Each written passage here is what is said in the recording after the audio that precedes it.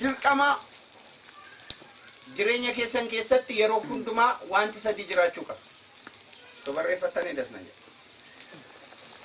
Jireenya keessan keessatti dirqama yeroo hundumaa wanti sadii dhibuu hin qabu.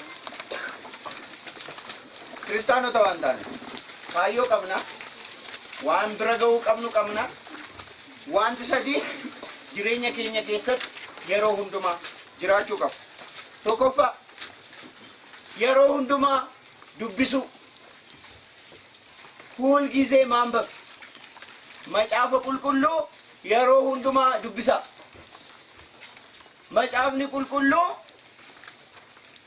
maandisii jireenya keenya, hoogganaa jireenya keenya. Yeroo hundumaa sarara tokko haa taatu, lakkoofsa tokko haa ta'u, boqonnaa tokko haa ta'u, macaafa qulqulluu dubbisu. Inni lammaffaa yeroo hundumaa kadhachuu. Pray every day. Yeroo hundumaa kadhadhaa.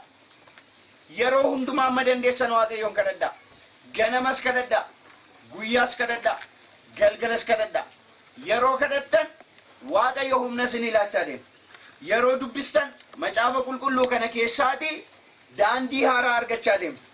Toora haaraa argachaa deema. Jireenya harka galfachaa deema. Waaqayyoon argachaa, Waaqayyoon baraa, mul'ata horachaa kan isin deemuu dandeessan yoo macaafa kana dubbiftan qofaadha. Macaafota hedduu biyya lafaarra jiran fiikshinoota, adventuroota adda addaa dubbisnee irra ta'uu danda'a. History, theology, theory waan adda addaa dubbistaniitu ta'uu danda'a.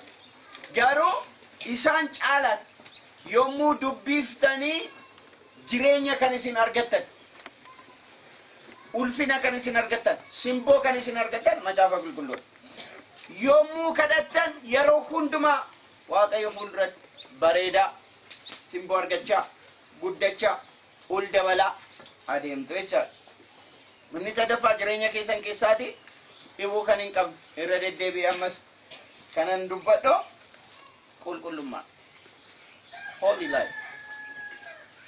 Waaqayyo fuulduratti qullaa'u, Waaqayyoof qullaa'u. ቅድስና ለኛ ውበታችን ነው። እስቲ ከኔ ጋር በሉ ቅድስና ለኔ ውበቴ ነው። በቃ ጅሬኛ ኬኛፍ ቢደግኒ ኬኝ ኮስሞቲክስ ዲበኑ ምት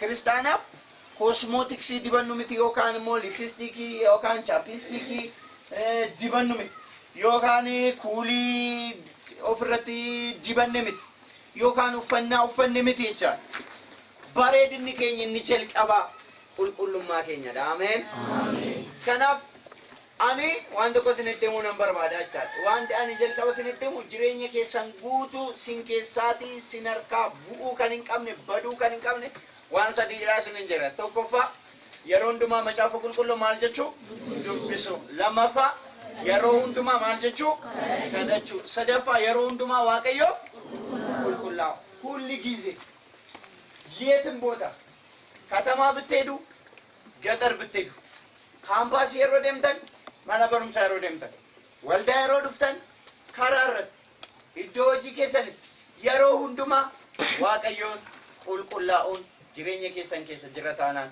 ዋቀዮ የሮ ሁንዱማ ሲንከበጃለ አሜን ጀልቀበ ገቲ ነማ ባስሰኒ ዱመረቲ ከነማፍ ከፈለን ዋንቶቲን ሰዲጁ ጀልቀበ ገቲ ነማ ባስ ዱመረቲ ገሩ ነማ ሂሬ